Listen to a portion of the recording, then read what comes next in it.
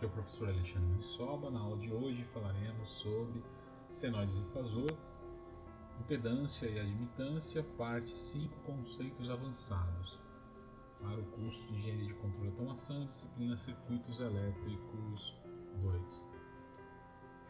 Bom, vamos lá. Então, para o circuito puramente resistivo, tensão e corrente estão em fase, suas amplitudes são dadas por notação fasorial, onde fasor tensão vai ser igual a 0,707 vezes tensão de π. Aplicando a lei de Ohm por meio da utilização da álgebra de fasores, nós temos então com a corrente e a tensão em fase, o ângulo associado à corrente deve também ser 0 grau. Para satisfazer essa condição, θr tem de ser igual a zero. Substituindo θr por zero, nós temos de maneira que no domínio do tempo o fato de que θr é nulo é empregado na forma polar para garantir uma relação de fase adequada entre a tensão e a corrente no resistor. Nós temos que a impedância no resistor vai ser igual à grandeza, impedância resistiva, que tem um módulo, e o ângulo associado é denominado impedância do elemento resistivo. Ela é medida em ohms e indica quanto o elemento impede a passagem de corrente do circuito. O formato usado será útil na análise de circuitos mais complexos, onde as relações de fase não forem tão evidentes. É importante notar que a impedância resistiva não é um fasor, embora a notação resistência com argumento de 0 graus seja semelhante à notação fasorial. O termo fasor é reservado para grandezas que variam no tempo, sendo R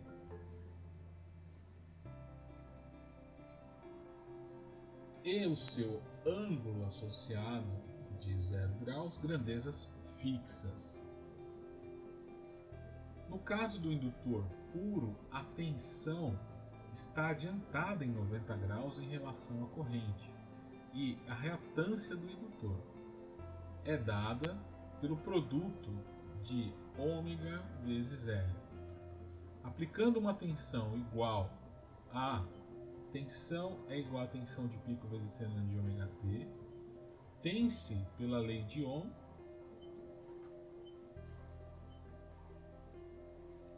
como V está adiantada em 90 graus em relação à corrente, a corrente deve ter um ângulo de menos 90 graus associado a ela. Para satisfazer essa condição, a defasagem indutiva tem de ser igual a 90 graus. Substituindo esse valor na expressão acima, nós temos de maneira que no domínio do tempo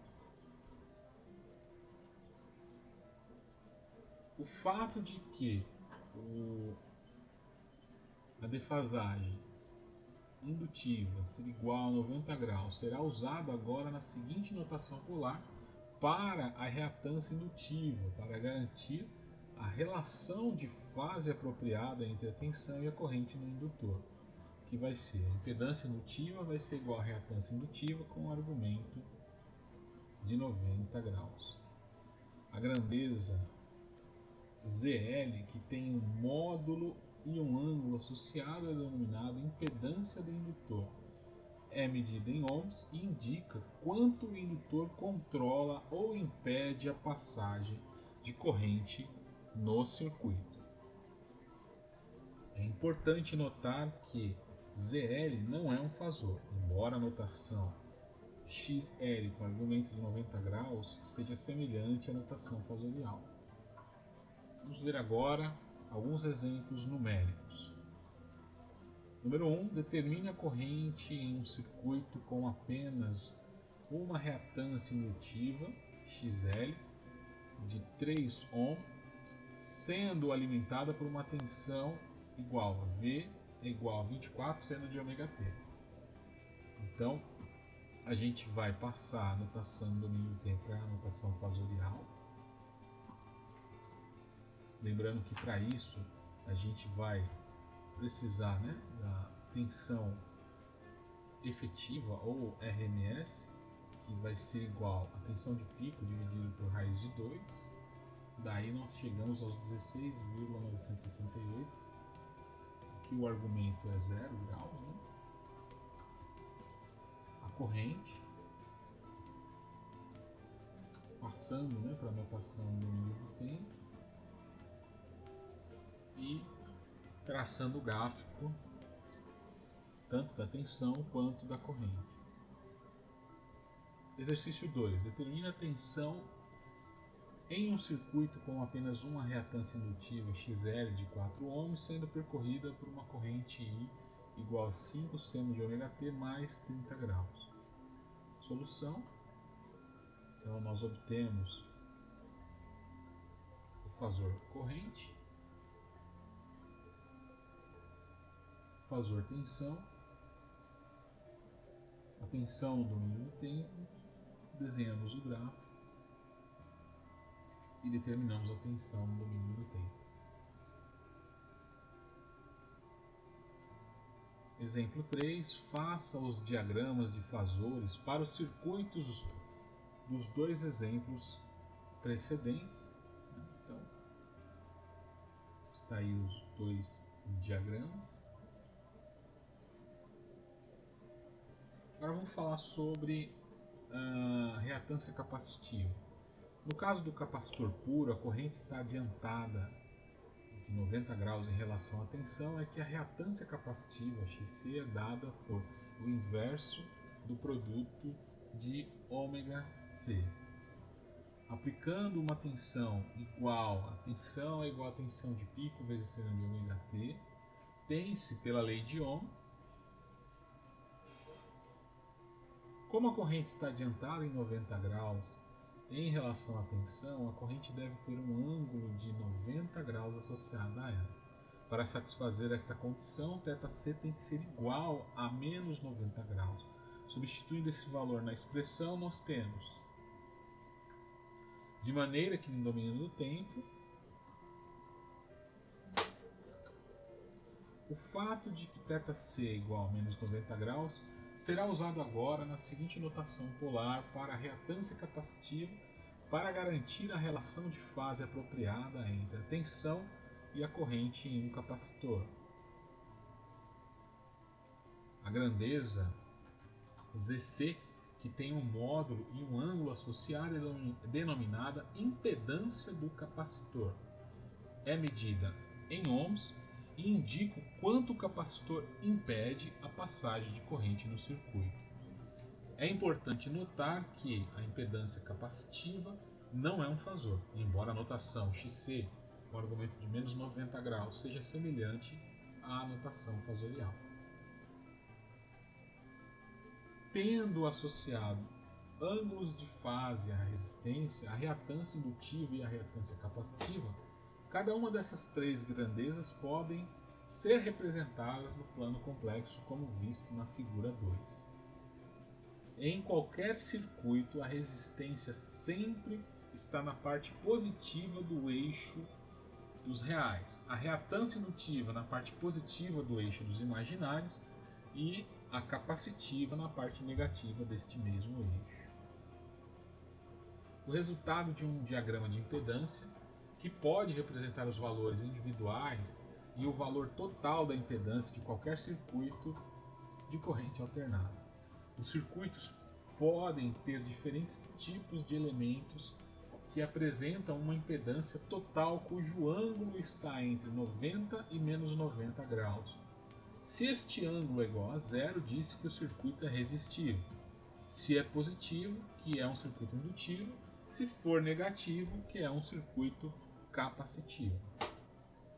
Uma vez determinada a impedância total de um circuito, seu módulo pode ser usado para determinar a intensidade da corrente, enquanto que seu ângulo indicará se o circuito é principalmente indutivo, capacitivo ou simplesmente resistivo. Para qualquer configuração série ou paralelo, o ângulo associado à impedância total é igual ao ângulo de fase da tensão aplicada em relação à corrente da fonte. Para um circuito indutivo, θT é positivo, enquanto para o circuito capacitivo ele é negativo. As propriedades gerais dos circuitos de corrente alternada em série são as mesmas que nos circuitos de corrente contínua. A impedância total de um circuito em série é a soma das impedâncias individuais. Então, um exemplo aqui nós temos um circuito, né?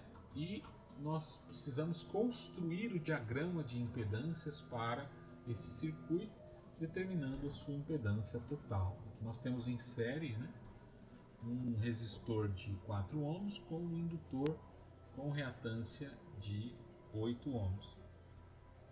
Então, por meio da álgebra vetorial, nós temos que a impedância total vai ser igual a 8,944 ohms com argumento de 63,43 graus. E aí nós podemos desenhar o diagrama de impedâncias como segue. No caso de circuitos de corrente contínua, a condutância é definida como sendo igual ao inverso da resistência. A condutância total de um circuito em paralelo é então obtida somando-se as condutâncias de cada ramo. Em circuitos de corrente alternada, define-se a admitância, representada por Y, como sendo igual ao inverso da impedância. A unidade da admitância no sistema internacional é o Siemens, cujo símbolo é o S. A admitância é uma medida do quanto um circuito de corrente alternada admite a passagem da corrente. Portanto, quanto maior o seu valor, maior será a corrente para a mesma tensão aplicada.